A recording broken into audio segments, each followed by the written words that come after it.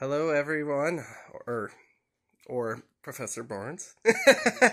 I got my friends Tom and Rick with us, and they actually help out at low income housing here in Troy, um, called Terrace Ridge, and they basically like help out a lot of people by giving them food, help trying to meet their needs and stuff, and tell me what you guys really do at Terrace Ridge and what it's all about over there. Well, when we first came over there, we were invited over there by this 90-year-old lady that we met at Myers grocery store, and she told us that we needed to meet her pastor. So we went over there, and they were running a soup kitchen. At that time, they called it the Lighthouse Mills through Master Hand Ministries, and so we went over there and got introduced to Rich Baker and his wife Wendy, and they were serving a whole bunch of people food, and they prayed for the people, and they'd have like church services over there on Wednesdays and Sundays. And then he said that he saw something in us that he wanted us to, you know, um, like read some kind of poetry or devotionals or testimonies to the people, to the congregation. So every Wednesday and every Sunday we would write something that we could do, and then he asked us to, if we would wanted to step up, and because he asked the whole congregation if there's somebody that was willing to deliver meals for him, because he was going to be opening up another soup kitchen. So we volunteered and said that we would do it, and at that time it was like 17 places that we would go to, and then by the time we got done, which was 10 years later now, we were up to like almost 130 to 140 people Wow. that we were serving in that area. So I hear that Terrace Ridge, it's basically like a very low income. It's a lot of mental health issues and substance abuse that goes on there, and sometimes I hear that it leads to homelessness. Why is that the case over there? Well, there's actually all kinds of different cases too. There's other people that are disabled, people that are on oxygen, people that just have different problems because they were born that way. But a lot of the substance abuse and all that, I really think that that's probably because of the fact that, a lot of times in people's lives, if they get into the right church, they're asked to surrender to Jesus. And once you actually turn your life over to Christ, I think that there's such a change in you that you want to do things for other people. But this has just been an area where a lot of people have, I guess they, been kicked out of their apartments or abused or different things, and so there's just a lot of hurt that's in that area, and so we related to it because we go to almost every single apartment in that whole entire area, talking to the people and praying with them, and delivering meals and food from the pantry, stuff like that. Dang, yeah, that's some crazy stuff over there. What do you think may have caused them to be like that? Maybe some of them had bad relationships with their wife or husband. Some of the women might have been battered women. Some of them might have already had drug problems before they got over there. And others have risen above. There was one man that Rick's talked to, and we had passed books out to every resident there, Christian books. At Christmas. And he asked for a Bible, King James Bible. Rick got in the Bible, and that man started coming around, and he actually tithed to our church, but he wouldn't hardly talk to anybody, but there's been people that have rose above that situation and got out of there. It's just a lot of the ones that are living there have been long-term. There's people that have long-term alcoholic problems, but there's other ones that have stopped and moved out of there and have since had better lives. But there's also many over there that don't really seem to have, you know, any problem associated with like drugs or alcohol or dependencies and stuff like that. They just, you know, were in a situation where they were living or whether they had to move into some place, and that's like low income. Mm-hmm. So they moved over there, and a lot of them, you know, you'll talk to them, and they're some of them are really glad that they live there because they got some good neighbors, and other ones they just can't wait to get out Mm-hmm. because they feel that there's, you know, something holding them back, Mm-hmm. holding them down to stay in that area. Some of them might have got disabled at a job or no longer been able to work, and then this was available to them, and they moved there. There's several people. There's like Jan. She seems like she's a Christian, and we delivered meals there. She makes crafts for people, and she's really nice, and she helps her daughter and granddaughters. But she goes to church every Sunday. She goes to church every Sunday. Oh, wow. Are there many solution options for a lot of these people out there? I think there really is, but also the solution's got to come from within yourself Mm-hmm. too. Sometimes, you know, you gotta want to do something. You gotta want to rise above, and if you're happy with your situation, you'll stay in that situation. Mm-hmm. Yeah.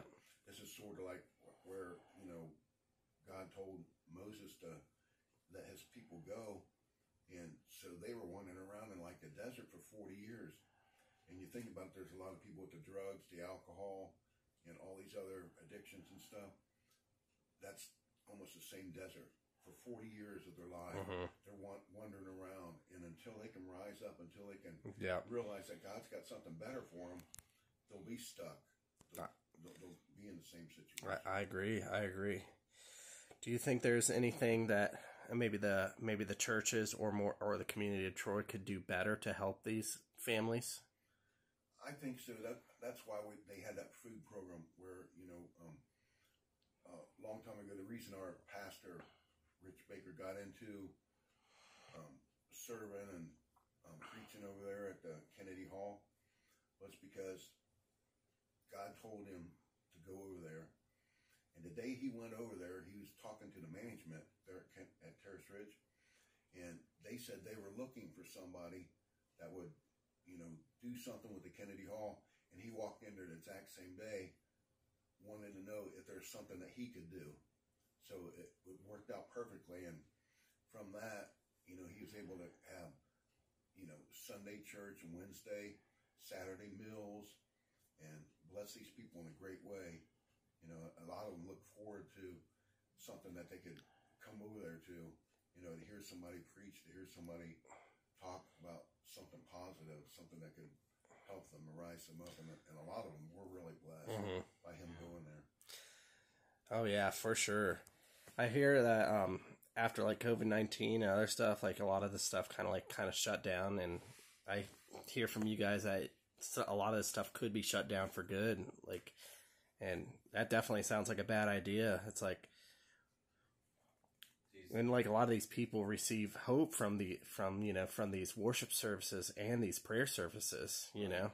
They actually did shut down the meals and everything for almost a year, but a lot of the churches, there's like 6 churches that were involved, and they all knew that if it ever started back up, that we were willing to deliver the meals and help serve and do whatever we could over there. And so we were one of the first ones that they would call. And Mary Nelson called us, you know, after they got things going again several times. And, you know, we helped out all the ways that we could. And it didn't matter if it was the heat of the summer, the freezing cold of the winter.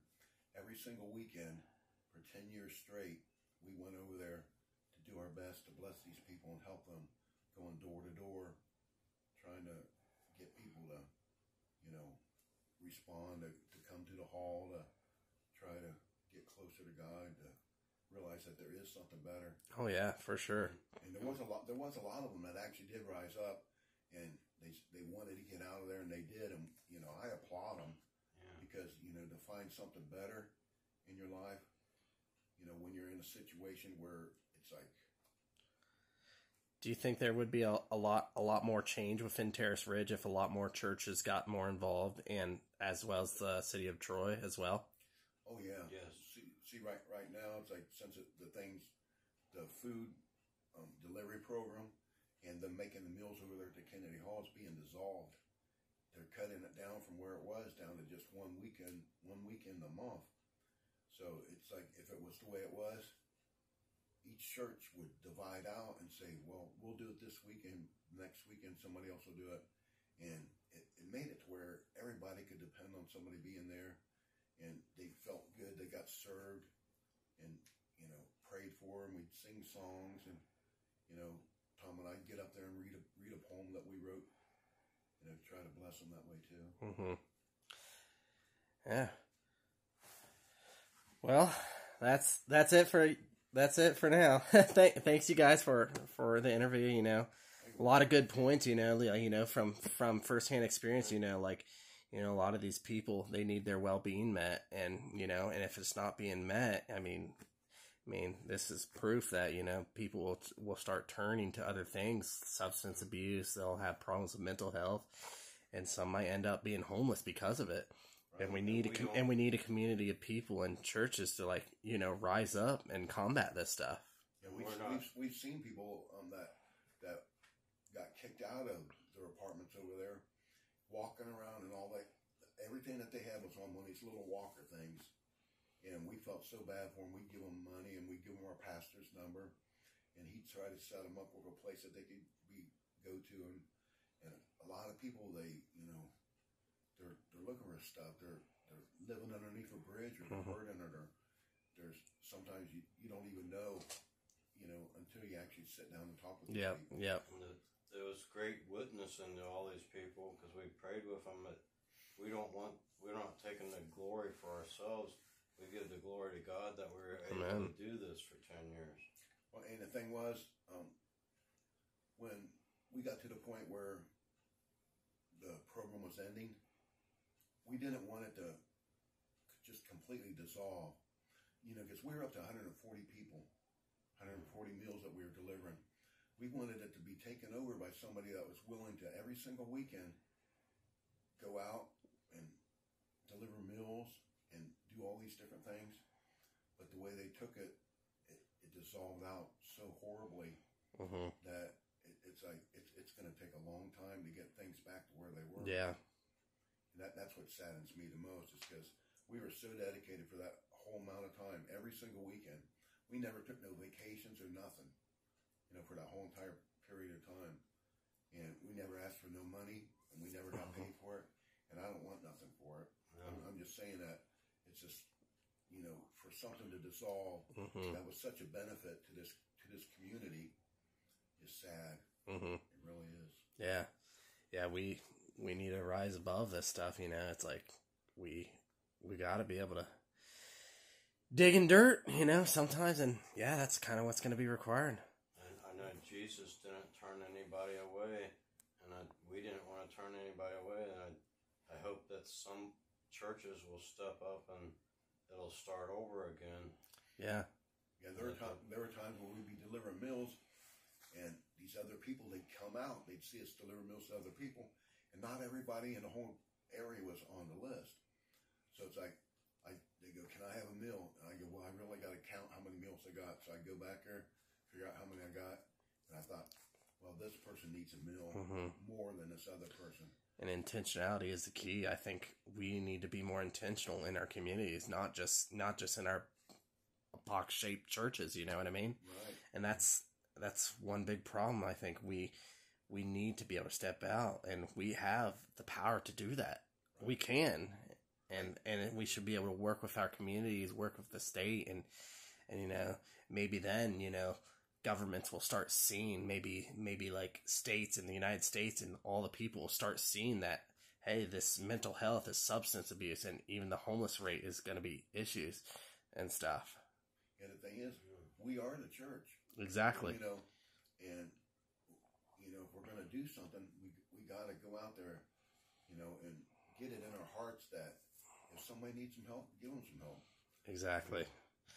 Alrighty. Well, thank you guys for the interview. This is a lot of good information, a lot of good wisdom that you guys can bestow, and appreciate what you guys do, for sure. If you need another one, let us know. All right. Hey, take care. Because I'm sure there's still